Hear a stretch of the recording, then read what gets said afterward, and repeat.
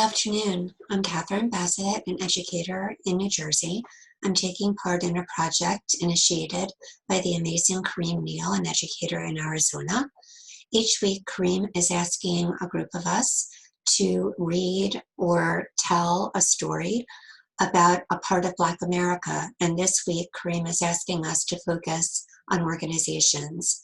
I have chosen to focus on the Langston Hughes Center at the University of Kansas. I am a librarian by training.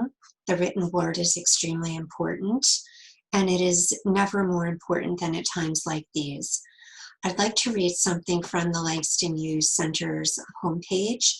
It is an excerpt of one of Langston Hughes's poems, written in 1923, called Justice. That justice is a blind goddess, is a thing to which we Black are wise. Her bandage hides two festering sores that once, perhaps, were eyes. A book that I'd like to share about Langston Hughes is a fictional book. It's a story written by Lisa, sorry, I have to get my Zoom back up, written by Lisa Klein Ransom. And in this story, which won the Coretta Scott King Award, as well as the Scott Odell Award for Historical Fiction. In this story, a young boy named Langston moves with his father from their home in Alabama to Chicago after the death of the boy's mother. The boy's name is Langston, and he discovers by reading some letters from his mother to his father that he was named after the poet Langston Hughes. Young Langston loves to read, but he doesn't love Chicago. And he misses Alabama terribly and wants to go home. His father explains that there really was no opportunity in Alabama for the family to grow and advance. And so they've moved to Chicago, where his father hopes there will be greater opportunity.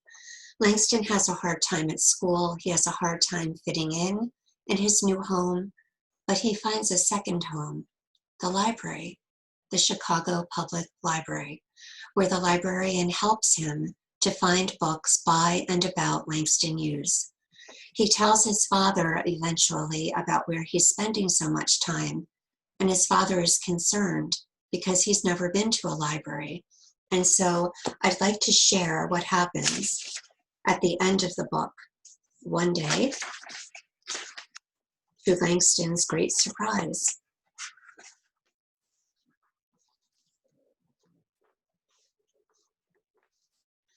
we eat our supper quiet like always. I scrape the plates and wash up for bed. Daddy takes his towel to head to the bathroom. I lie on my bed, staring at the cracked ceiling, peeling all over, and close my eyes and see Mama, clear as day, smiling down on me. I open my eyes, open my book, and start reading. I would liken you to a night without stars. Were it not for your eyes, I would liken you to a sleep without dreams, were it not for your songs. I hear Daddy at the door stepping into the apartment, but for the first time I don't put the book down. I hold myself tight, waiting for what he will say. I keep my head in the book, making sure he sees me. Time to turn out those lights and go to sleep, he says. Tomorrow's Saturday, and I don't want to hear any fuss in the morning about getting up. Because you were up all night reading. Yes, sir. I can't help but smile. Time the morning sun comes through the window, I can smell the oatmeal and the toast Daddy's making. Come on, son, we got to get a move. Where are we going? Don't worry about that. Just need you to get moving so we're not out all day. Outside, the October sun is warm on my face and makes me miss the warmth of Alabama. Daddy is walking faster than he usually does, and I struggle to keep up with him. He nods at nearly everyone as he passes, as do I. We make all of our stops: the bank, the landlord, the post office. I show Daddy the boots I saw in the window, and he says he needs a little more time to put some money together before I can get shoes. We get to the corner of State Street, where we usually turn to go to the fish market, but Daddy nods his head in the other direction. I get to thinking how much I didn't know about my daddy when we lived in Alabama. With Mama there, he barely spoke to me, and I didn't know what to say to him. But now, with just the two of us in Chicago, I know Daddy better than I ever hoped to.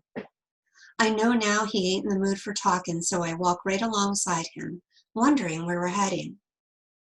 Trees pop up along the sidewalk, and the rundown apartments turn into houses with nice cars.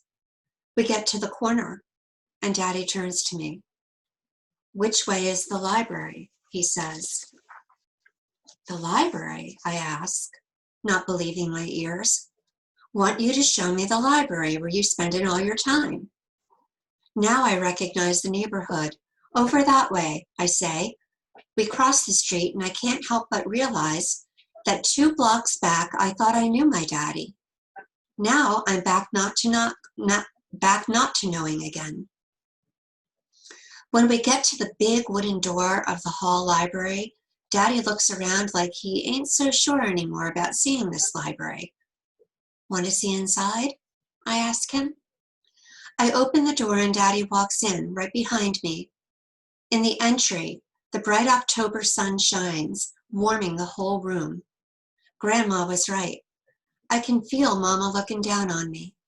Daddy'll probably never know that in the letters he hid was the secret she kept, that she named me for a poet whose words she loved and kept hidden in her heart, just waiting for a baby boy. Maybe she knew she wasn't long for this world, knew I'd need something to help get me through. But whatever it was, Mama led me to this library, helped my hand reach out to a shelf, holding a book with my name. And it saved me from the pain of losing her and from a city I hated. And Mama, all the way up in heaven, helped me along the way to finding home.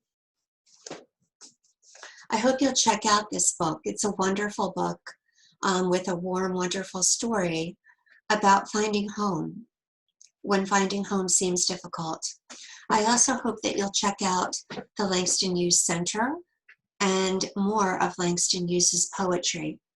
I'd like to close with a poem that I love by Langston Hughes, I Too. I too sing America. I am the darker brother.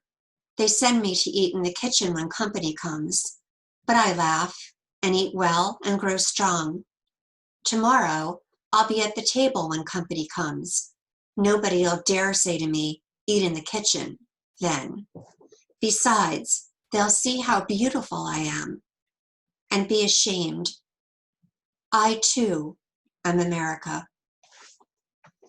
Thank you, Kareem, for this opportunity to share, and thank you for listening.